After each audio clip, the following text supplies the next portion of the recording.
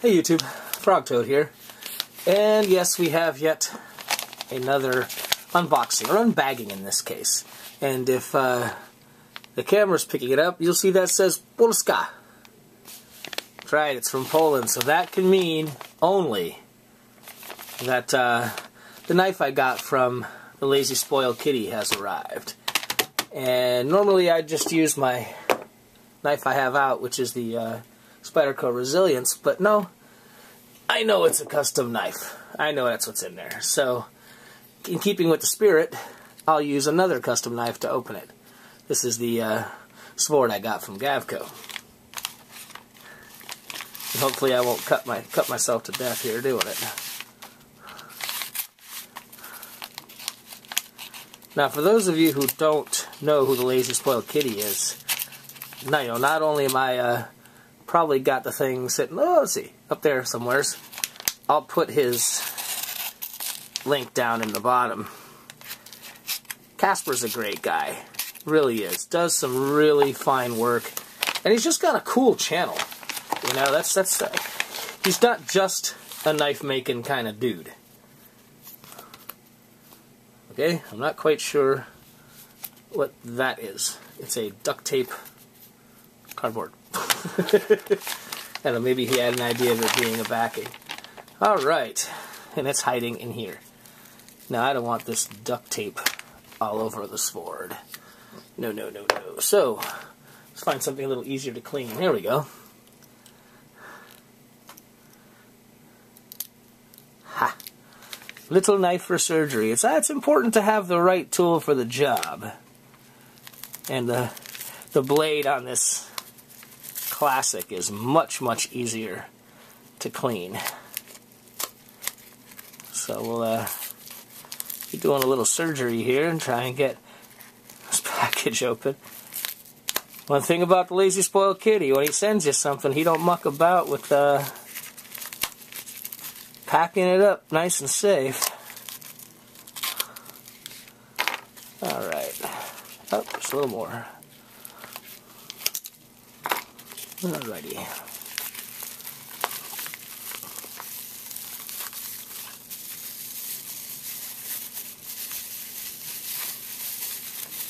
Okay, let's get one end of it out here. There is a blade hiding in there, so I don't want to find it the hard way. And I'm just going to let it fall out of the plastic here. Now that is neat. It looks even cooler than it did on the video. That is awesome. And wow, you can. Okay. Alright, when I saw this knife on his channel, you know, he was describing it, and he was actually pointing out the flaws. And let me tell you, you know, I do a lot of building, I make a lot of things. And sometimes flaws are just part of the game. And, you know, I don't see anything on this that really stands out. This looks handmade.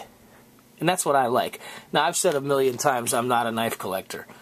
Looks like y'all might be changing that on me. Because one of the great things about YouTube is the things people do, and they share them with everybody. And it's just, there's a couple things I've bought now that are handmade, and I've never been disappointed. In keeping with that, I'm not disappointed with this at all. And this is tiny.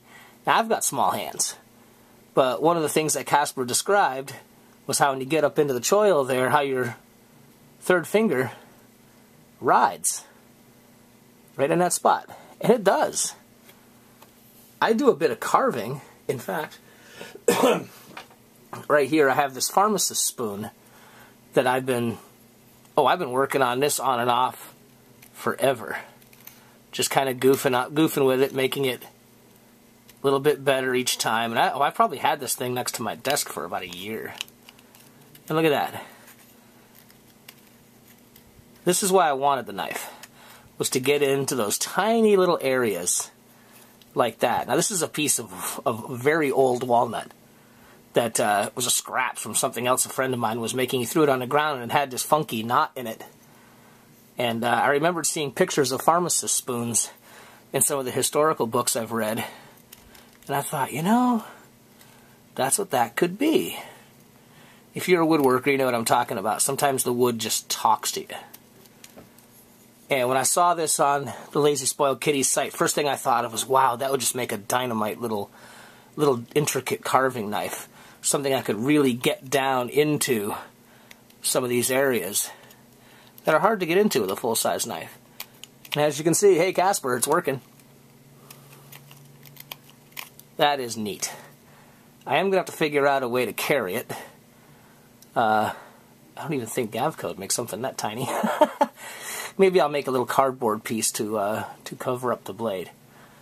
But hey, the video is about the knife. And as you can see, it's small. I mean, there it is next to the Victorinox Classic that I opened the package with. It's almost exactly the same length as the open Victorinox. But of course, it's a fixed blade, and it's got the red micarta. I don't know if he made this micarta or not. Maybe he'll answer that when he gets a chance to see this video. And, you know, it's micarta, so it's smooth to the touch, but as soon as you bear down on it just a little bit, you can hear that. There's some friction there. So it's not dangerously slippery at all. And even include a little fob. That's great. Well, look, Casper, thanks. I really like it. I think you did a great job. And, okay, knife makers on YouTube, it looks like you're starting to turn me into a bit of a knife collector. That's 2 now that I have from people out here on YouTube. And keep that in mind, y'all. There's going to be a lot of people out there you'll find that make things. Obviously, the Lazy Spoiled Kitty and dafrogtoad are just 2 of them. Go take a peek.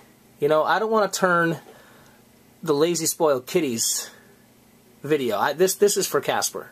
You did a great job, buddy. I hope a lot more people look at your stuff. But as a side note, I do want to mention that there's a lot of people out there that make a lot of things. So if you need something, or if you think you'd like something, keep in mind who makes things out here. You might get a better deal. You'll almost guaranteed get a better product because people who make things, they like to make them. They're not sitting over a machine usually for money. They're doing it because they like it. So keep that in mind. And with that, fair winds. Thanks again, Casper. We'll see y'all next time.